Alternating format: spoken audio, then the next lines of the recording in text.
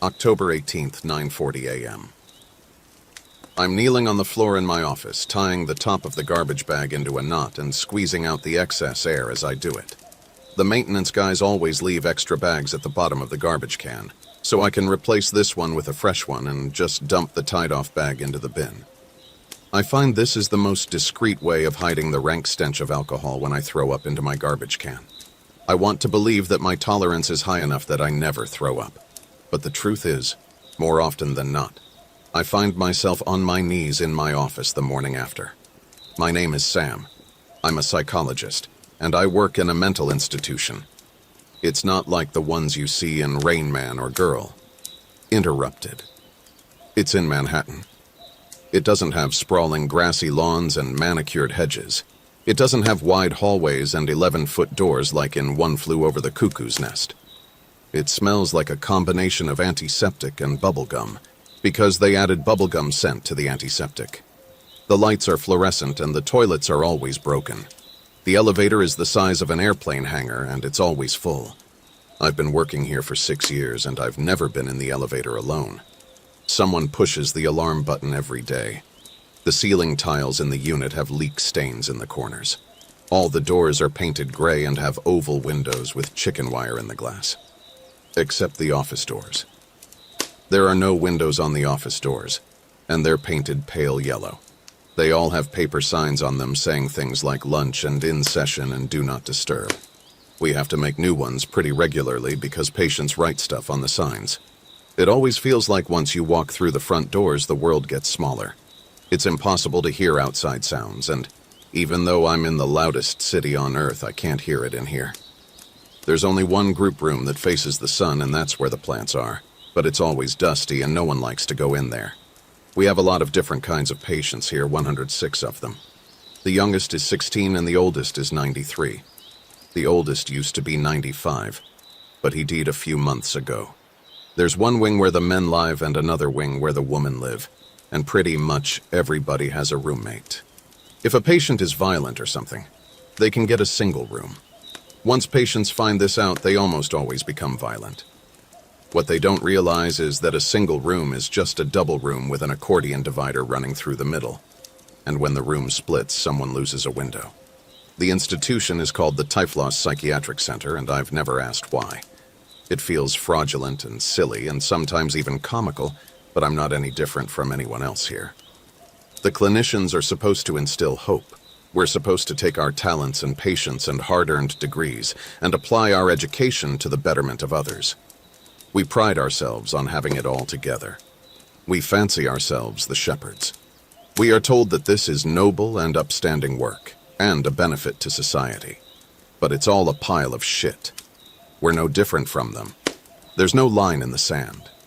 In the end, we don't have canyons that divide us. We barely have a fissure. I have a key and an office, and they don't. I came here to save them. They can't save me. But sometimes the lines get blurred. People say, if you can't do, teach. Well, if you can't save yourself, save someone else. October 19th, 11:12 a.m. There is a new patient starting this week. No one wants to work with him. His file is nearly empty, and the rumors churning among the staff have been filling in the blanks with horror stories and nonsense. He murdered his last counselor. He refuses to do paperwork. He'll be a nightmare patient. Even I don't want to work with him, and I'm the one who takes all the patients no one wants. No one really knows what he's all about. What's true? What's a rumor? He has one of those charts where nothing is clear. He obviously hadn't answered the questions during the psychosocial evaluations. Most of what was written was garnered from his physical appearance and intake materials. He was definitely in prison. Those records are clear. For 20-some years. Although somehow the charges aren't written in his file. Then halfway houses for years after prison. And now he's mandated to treatment as a condition of his probation. We take so much of our power for granted. It only really exists because our patients aren't aware of their ability to fight against it. And then this guy comes in and starts unsettling everything. I guess I respect him in a way. I had been napping in my office hoping that something would change. And I guess this guy may be the one to change it. October 19th, 1:15 p.m. Okay, guys, what does hereditary mean? I'm running a group counseling session. This is a psychoeducational group, so I'm supposed to be helping my patients understand their diagnoses. So often, psychiatrists will tell a patient that he or she has something, and then never explain in plain English what it means. It means it runs in your family, right? This is Tashandra. She had 11 children. Every single one of them has been removed from her custody by social services. She isn't sure of the whereabouts of most of them, and she believes that 2 of them are dead, but isn't positive. This is her reality. That's exactly right. It means there is a genetic component. So which mental illnesses have a genetic component? I'm up on top of the desk where I usually sit. Cancer. My mom had breast cancer, and I had to go get checked for it because she had it, but I didn't have it. Lucy. That's right.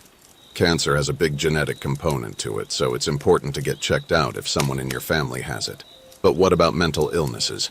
What about the kinds of things we treat here? All of them, right?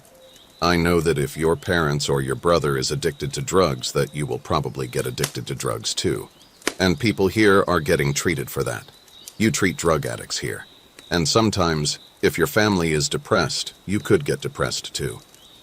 Tashandra.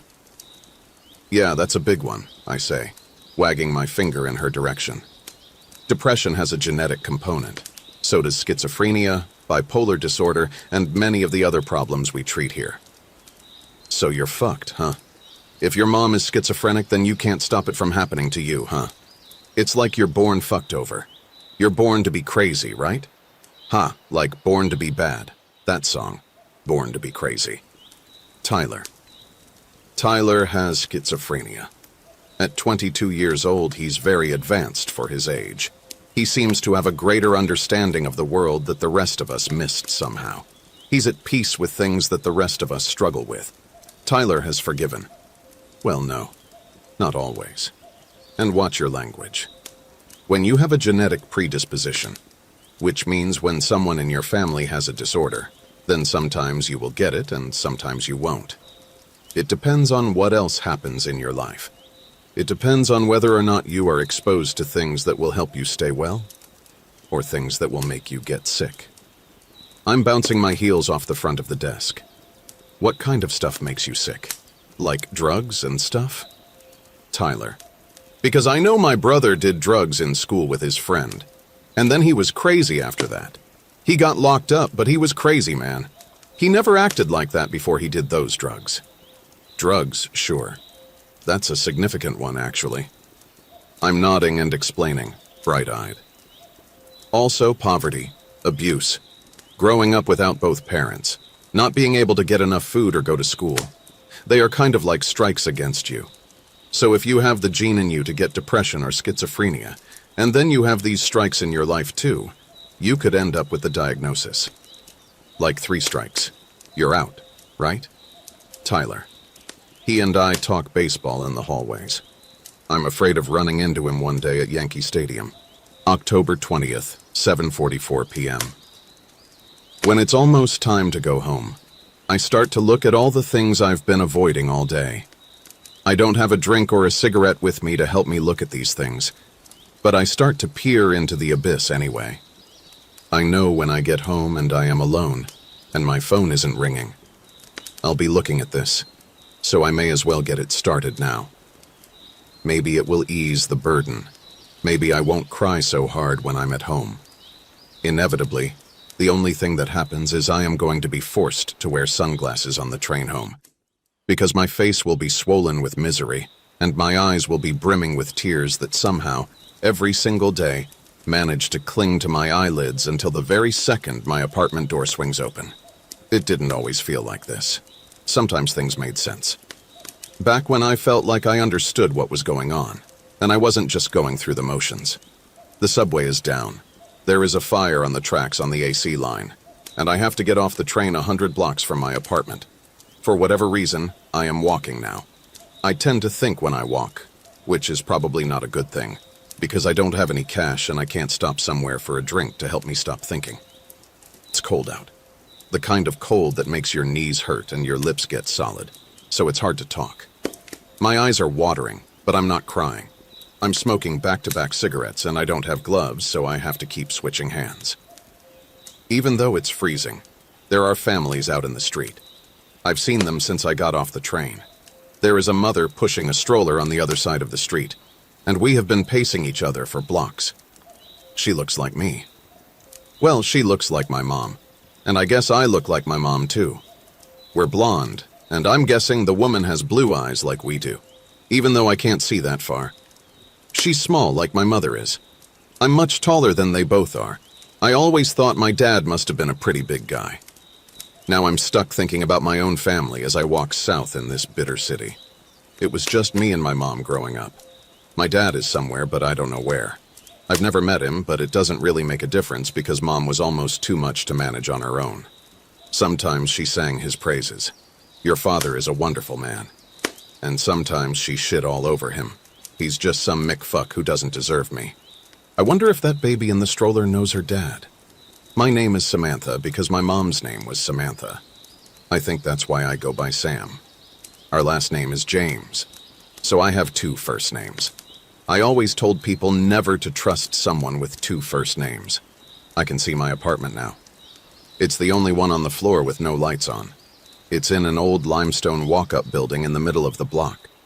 I've been living in New York City for a few years. I bounced around different studios and tiny 1-bedrooms in Brooklyn and Manhattan after I came here for graduate school. My current apartment has 3 closets, which is practically unheard of, and a bathtub. I have a desk and a coffee table, and it could pass for a grown-up apartment if I could just buy food to put in the fridge. My couch is brown, and I have different pillow covers for different seasons. Now it's the dark blue ones. I have a carpet that's mostly sun-bleached because my windows face south, so the summer sun is in here for the whole day. And I used to like the colors, but now I think it looks like a little girl's carpet. My kitchen is very clean and has a window above the sink, so I can look out while I'm washing wine glasses and see what everyone else is doing. The radiator makes noise, which is comforting because if it didn't, there would be no sound in here. I never turn on the TV because it makes me feel small. The front door to my building has a tricky lock, and it always seems to get stuck right when the wind picks up and starts to make my ears hurt.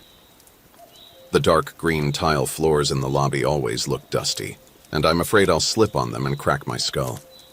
The stairs are wide and rounded from a New York era long forgotten, and as I wind up them to my apartment, I peel off my outside layers. I'm opening a bottle of wine that I bought at the liquor store across the street last night. I always make sure to be delicate and grown up about my drinking. I drink every night, but that's okay because it's expensive wine that I drink out of expensive wine glasses that I always remember to wash before I go to bed. I also always clean my ashtrays because even I think it's gross to have stale butts around the house. I quit smoking a few times, but then I gave up quitting because something else is going to get me first anyway. Desperation makes you hold on to funny things. October 21st, 8:55 a.m. I'm sipping the acrid burned coffee from the lounge, waiting for my boss, Rachel, to start the clinical staff meeting. My nails are grimy and dirty, and the nail polish is mostly peeled off. I look up to catch my colleague Gary staring at me.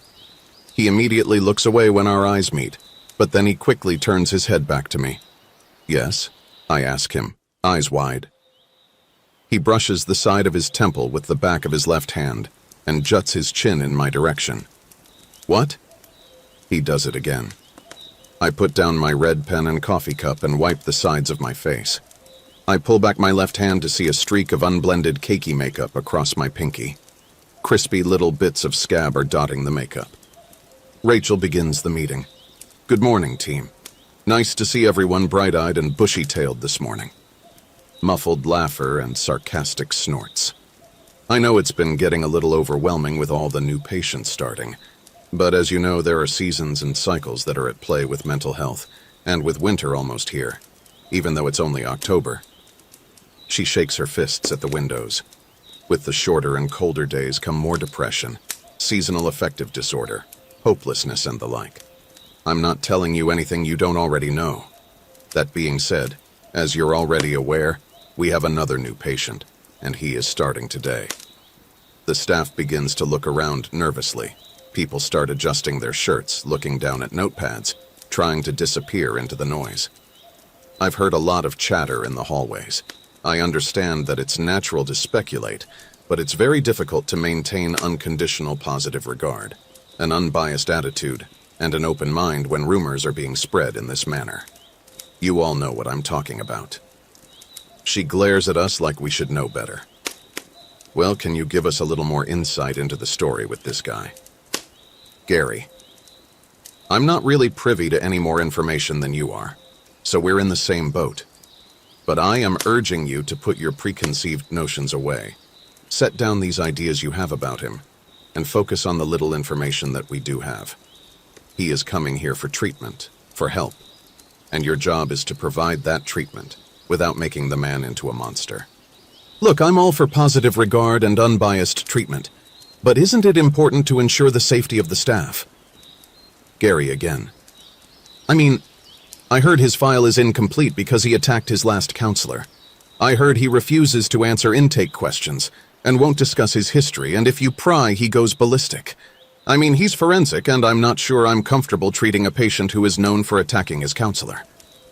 Well, we are not in the business of turning away problematic patients. Rachel lowers her head and shuffles out the file. And there's nothing in here that indicates he has been violent with staff in the past. That's because there's nothing in there at all. The file is nearly empty. It says he is a big dude and wears a hat and doesn't talk. It says he's been in jail half his life. But somehow, it doesn't say on what charge. That's insane. You can't have a forensic patient with no history, and no psychosocial, and no diagnosis, and nothing in his file, just waltz in here. And we're supposed to figure this all out from nothing. Gary is exasperated. Gary used to be a social worker in the finance world. He worked for a firm that did corporate layoffs, and Gary's services were offered to those individuals who lost their jobs. He always ended up feeling like the messenger, and he couldn't hack it anymore. So he ventured into something he thought would be cushier, less dramatic, more sustainable on a daily basis. He went from the frying pan into the fire, and he is still looking around, bewildered, wondering how he got here. Then what exactly do you think we should do, Gary? This is David, who usually stays above the fray in these meetings. Send him somewhere else. That's ridiculous. We are the somewhere else. This is the last stop. Would you rather he was out on the street, with no treatment, no chance? Me. Wiping coffee stains from the conference table. Look, I just don't want him on my caseload. I don't have a lot of extra time on my hands. And being tasked with completing an entire file of pre-intake data in addition to everything else needed for him, for a guy who will probably stab me and doesn't even talk? No. I'm sorry. But no. Thank you. Gary folds his arms across his chest and leans back in a huff. Then why are you working here? Shirley immediately regrets these words, and she cowers back into her seat, hoping this comment didn't open her up to the possibility of being the new guy's counselor. Rachel jumps in, taking control of the discussion. It's important for all of us to have a forum in which we can discuss the concerns we have with the patients, and to bring everything out in the open. These meetings are exactly that forum. We are not here to attack each other. I want you all to talk to me and each other about what you've heard and what makes you so nervous about our new patient, Richard. But I will continue to caution you. Rumors are usually unfounded, and we need to be careful how we color this man. Gary slumps farther down in his chair and disengages from the discussion. Julie, the bubbly princess, pipes up that she is fearful for her safety, and she worries that she's too physically weak and defenseless to effectively treat someone who intimidates her. Other female staff members coo in agreement. Julie has wormed her way out of taking anyone else onto her caseload for weeks. Why was he in jail? Shirley. I honestly don't know. Rachel. As I said, I have access to the same records as you, and I don't have that information. But isn't that weird? Shouldn't we know? Julie. What difference does it make? Me. If he were in jail for racketeering or armed robbery or whatever, it doesn't make a difference. It could be drugs. It could be the third offense for something small. And with the 3 strikes, you're outlaw. He could have been in jail forever. It's not a sex offense, because he isn't registered. I looked it up. It really shouldn't matter what he was in jail for, but it's important to know that he was in jail. His perspective is obviously altered, and he has probably been subjected to some pretty horrific stuff in there. As I say all of this, it occurs to me that I am completely uncomfortable with not knowing why he was in prison for so long. I heard he doesn't talk at all, and that he is very aggressive. He refuses to follow protocol, he doesn't get along with other patients, he doesn't do paperwork. Surely. Well, I think it's clear that he's not cooperative with doing paperwork. But beyond that, I am going to ask everyone to chalk this all up to speculation and the tendency to fill in blanks with drama when we don't have sufficient information.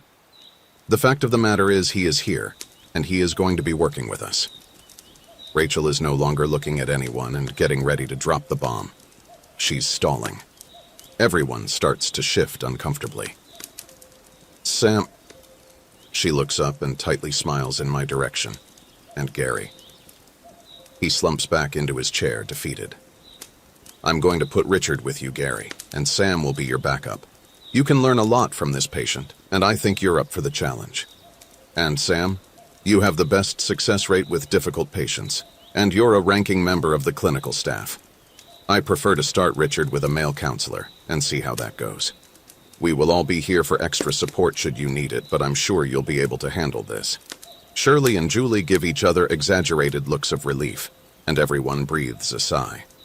David gives me a conciliatory squeeze on my shoulder. Gary huffs up to Rachel and lolls his head to the side as she hands him a copy of Richard's intake materials. He says nothing, and instead looks to me with wide eyes and an impatient bend in his leg. No problem, Rachel. I'm on it. I gather my papers and coffee, and as we all bleed into the hallway, Rachel hands me my own copy of Richard's file.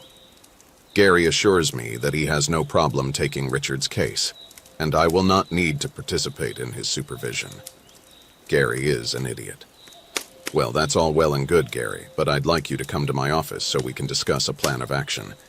Not because I don't believe you can manage this, just because I want to stay in the loop if I'm going to be your backup. I really don't have time right now, and I'd like to get an initial meeting with this guy done today.